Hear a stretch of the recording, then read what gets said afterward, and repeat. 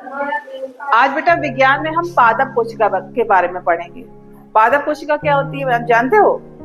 पादप माने क्या होता है, सही बताओ। पादप माने पौधा, प्लांट,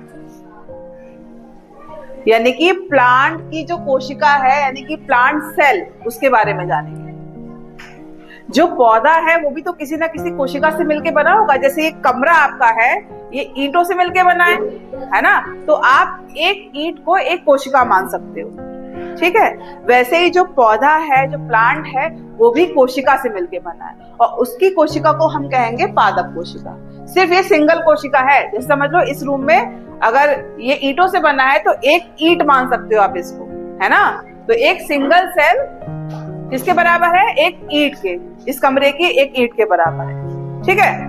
अब सेल के अंदर होता क्या क्या है ये भी तो हमें जानना है। सेल में क्या होगा? एक बाहर की जो लेयर है ये हमारी कहलाएगी कोशिका भित्ति। जैसे कमरे की ये दीवार है ना, ये क्या हो गई? कोशिका भित्ति, ठीक। नेक्स्ट अगर देखो तो सबसे बड़ा भाग हमें ये दिखाई दे रहा है, इसे कहते हैं रिक्तिका, यानी कि वैक्यूल, और इसके अंदर क्या भरा होता है? जल, ठीक, समझ आ गया? नेक्स्ट, अब कोई भी कोशिका है, आपको ये पता है ना कि पेड़ पौधे क्या करते हैं? प्रकाश संश्लेषण की क्रिया में अपना भोजन बनाते हैं, पता है ना? तो प्रकाश संश्लेषण की क्रिया के लिए हमें क्या क्या चाहिए? हरित लवक, यानी कि क्लोरोफिल। बिना क्लोरोफिल के खाना बनेगा ही नहीं।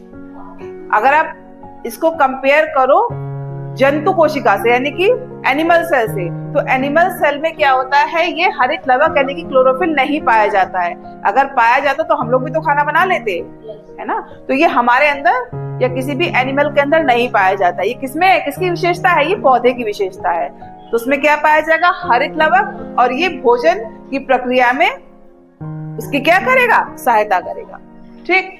नेक्स्ट क्या है? केंद्रक। केंद्रक तो हो गई, मतलब कि न्यूक्लियस, ठीक। और यहाँ नीचे अगर आप देखो तो यहाँ पे ये दिखाई दे रहा है एंडोप्लाज्मिक रेटिकुलम, धागे की तरह संरचना होती है। और इस धागे की संरचना में थोड़ी, जैसे मोटी मोटी ये जो दिख रही है आपको डॉट्स, ये बड़ी बड़ी ये लगी होती है, और इनको हम कहते हैं राइबोसोम। इसका कार्य क्या है?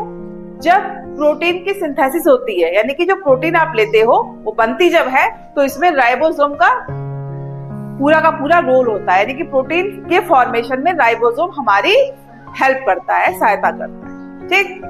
नेक्स्ट अगर आप देखो तो माइटोकॉन्ड्रिया है। आपको एनर्जी भी तो चाहिए, आप खाना खाते हो, ऊर्जा के लिए तो खाते हो, तो इसको कहते हैं power house of the cell.